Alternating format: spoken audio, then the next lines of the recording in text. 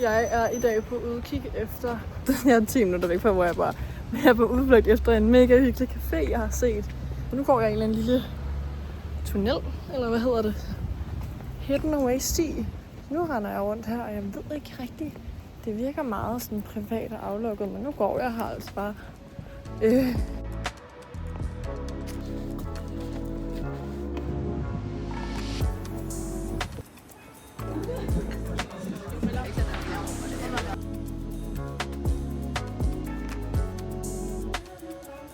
Okay. Jeg skal forbi Burgeramt i dag. Og det er noget, jeg gør noget på Rådhuset, og det er, hvor jeg egentlig går ned, og så siger jeg, at jeg skal registrere mig selv. For tiden har jeg bare haft ret mange problemer med, at sådan, de offentlige ansatte ikke rigtig kan engelsk. Jeg var nødt til at skulle handle en pakke i sådan en posthuskontor. Og der kunne de ikke give mig en pakke, og jeg forstod ikke, hvorfor de ikke kunne give mig dem, og de kunne ikke forklare mig, hvorfor de ikke kunne give mig den. De stod bare og snakkede tysk til mig, hvilket var super ubehageligt. Og her så er Lucky bare bange for, at jeg ikke må få min adresse registreret her i Tyskland, og det må jeg jo godt, fordi jeg er EU-statsborger. Men der er bare så meget, der ikke der skal spille.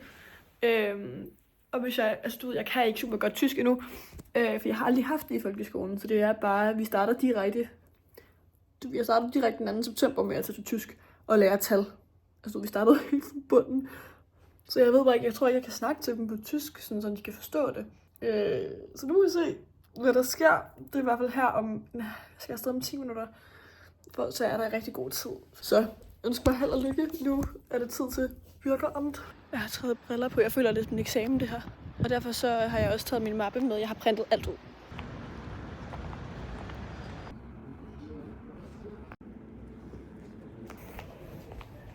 Long story short. Jeg fik ikke lov der.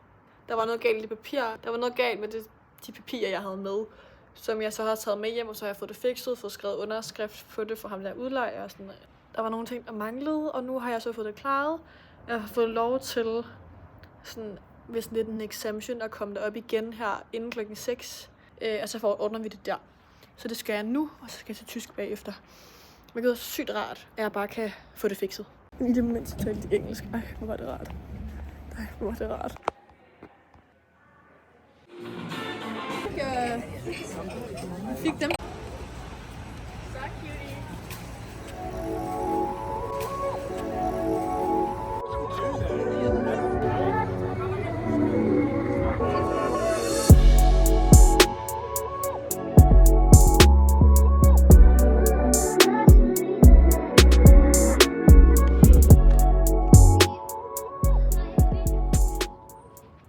Hej.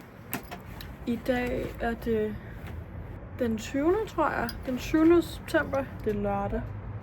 Jeg skal på arbejde i morgen og i overmorgen. Ja, jeg er lidt træt lige nu. Lige nu så står jeg ude på min altan og skal til at hænge noget tøj op. Noget jeg købte på genbrug her i går. Ja, det har jeg købt, den her skjorte. Det er sådan lidt en basic, men det er sådan en lille Hugo Boss. Jeg købte den i Humana faktisk.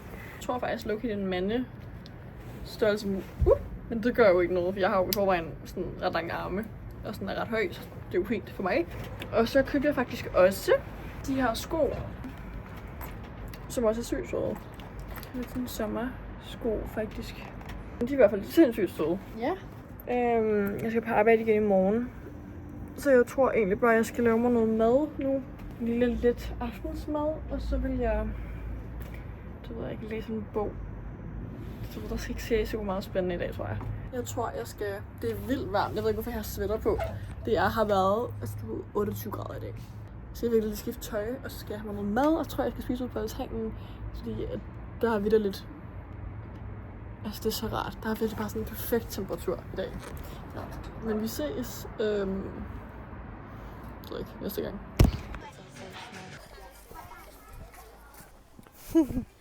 Nå. Jamen altså, i dag har jeg været lidt nervøs, fordi jeg lavede den her video op her fra min rejse i Berlin. Fordi det var sådan lidt grænseoverskridende at skulle komme ud med det. Det er super spændende. Og udover det har det bare været en sindssygt fed dag. Jeg var sammen med en pige, jeg har mødt. Vi var ude og få en lille kop kaffe her til formiddag. Og så i aften skal jeg til et event med en anden pige, jeg har mødt. Jeg har valgt at tage sted her til aften, der har jeg lige lavet mig noget mad. Og det er noget, jeg har spist lidt ret ofte, fordi jeg føler, det er virkelig svært at lave noget mad til en enkelt person. Og også sådan, uden at skulle købe virkelig mange ingredienser, som bare bliver dårlige og sådan fylder op vildt meget. Så har jeg fundet noget, jeg synes er ret lækkert. Jeg har bagt en sød kartoffel i ovnen. Skål den op og bagt den i ovnen. Og så har jeg også bagt en halv zucchini. Og det sådan, har jeg bare smidt ind i ovnen og givet sådan 20 minutter. Og så har jeg skåret en avocado op. Så har jeg en lille dinner her. Jeg synes, det er super lækkert faktisk. Jeg synes i hvert fald, at det smager super godt, at jeg bliver mæt og har det sådan godt. Og det er sådan ret, jeg har spist her i løbet af den sidste måned. Den sidste lille måned, jeg har været her, der har jeg spist det blandt andet. Fordi det får mig til at få det godt i min krop. Og så synes jeg, det er det vigtigste. Og så kan man jo sige, at det er kun mig, der skal spise det. Så jeg kan jo heldigvis bare lave, hvad jeg har lyst til.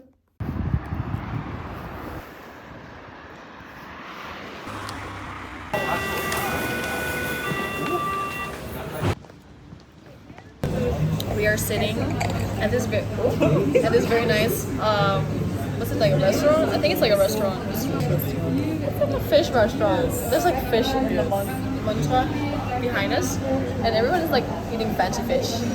And wine. To go home soon. I have work tomorrow. But yeah. So we're having fun, sitting, enjoying some good wine.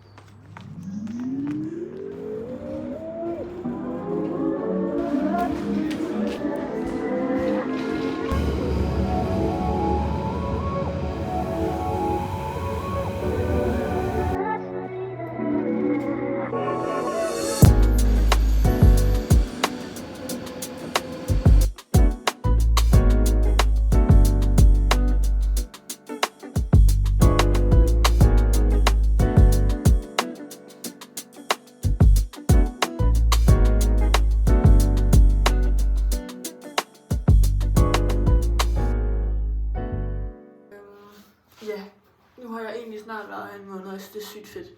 Jeg kan mærke, at jeg er virkelig sådan... Jeg føler, at jeg er ved at falde til nu. Jeg har haft lidt problemer i forhold til min telefon med data.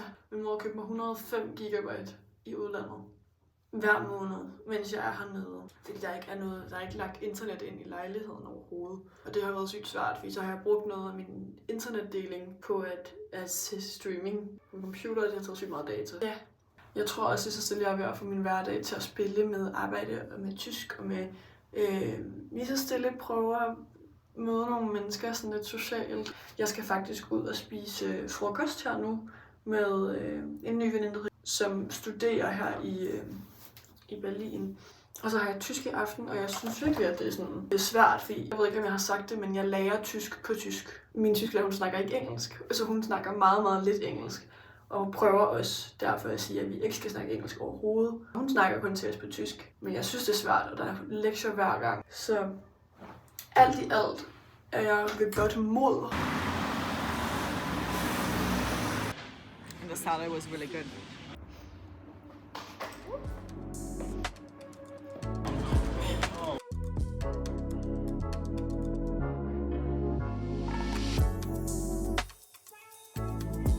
Jeg bliver ved med at gå forbi den her store bygning, og jeg aner ikke, hvad det er. Altså, jeg har ingen anelse om det. Politistationen ligger der. Jeg aner virkelig ikke, hvad det er. Jeg går forbi den så tit.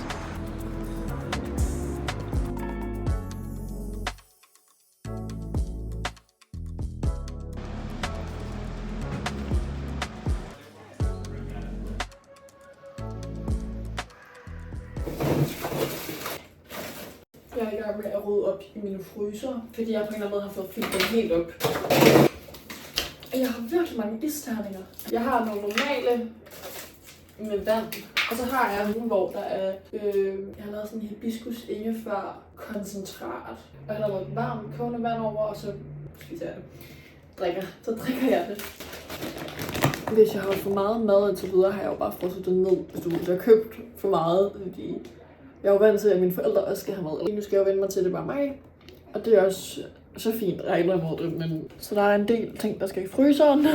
Og så har jeg har en del kylling i fryseren. Alle slags kylling. Altså, fordi jeg har bare købt meget kylling. Der er ikke plads til det her i køleskabet.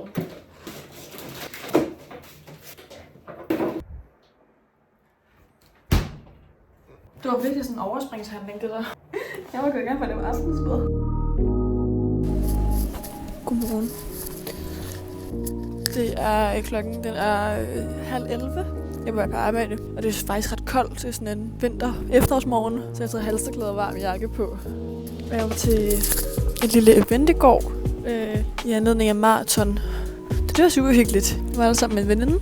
Jeg med at planlægge, at jeg får noget besøg derhjemmefra, hvilket jeg glæder mig sindssygt meget til. Mine veninder og min familie kommer på et tidspunkt her fra efterårsferien mod jul. Det bliver så fedt. Ja.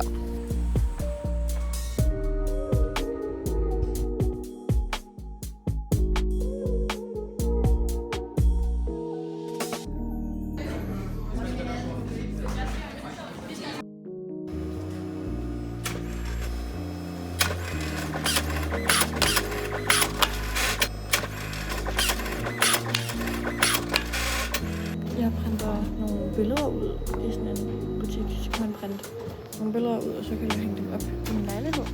Jeg har printet noget 13 billeder for 3 euro.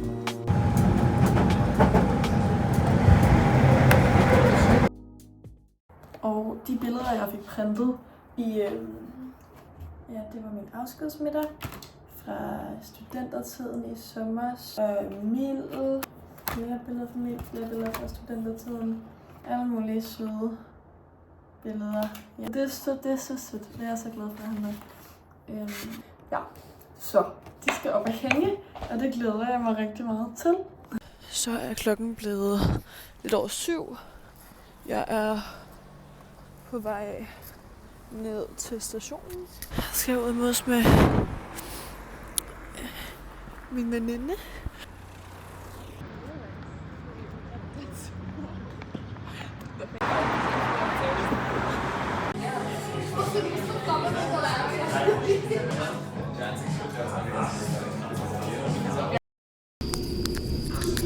Jeg er på vej på arbejde. Det larmer virkelig meget der tog. Nej, jeg sidder i Esbern på vej på arbejde. Jeg har egentlig ikke så meget mere at sige, end at jeg synes egentlig, det går virkelig godt her i Berlin. Jeg har det sådan faktisk forholdsvis godt i forhold til, man sådan... Jeg har været ret nervøs for, om jeg vil ikke blive ensom, men på en eller anden måde være lidt for meget alene hernede. Og det synes jeg ikke er endnu. Jeg synes, jeg har også arbejdet en del. Jeg arbejder meget, hvilket er godt fise. Så kommer jeg ud. Men jeg tror egentlig lidt, at det var den statusopdatering, jeg lige havde her fra Berlin af for den her gang. Jeg glæder mig til at få lidt besøg. Nu skal jeg af, så jeg vil bare sige tak fordi I følte med. Hej hej.